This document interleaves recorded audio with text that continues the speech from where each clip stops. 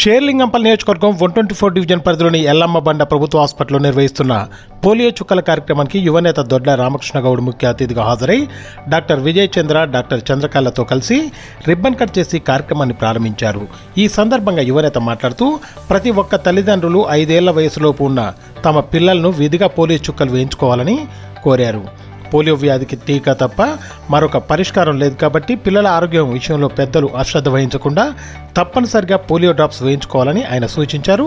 ఈ కార్యక్రమంలో బీఆర్ఎస్ నాయకులు కాశీనాథ్ యాదవ్, షౌకత్ అలీ మున్నా, రాములు గౌడు, వైద్య సిబ్బంది సుజలీల, ప్రియాంక, బాలమణి, జీవన్ కుమార్, సంతోషి తదితరులు పాల్గొన్నారు.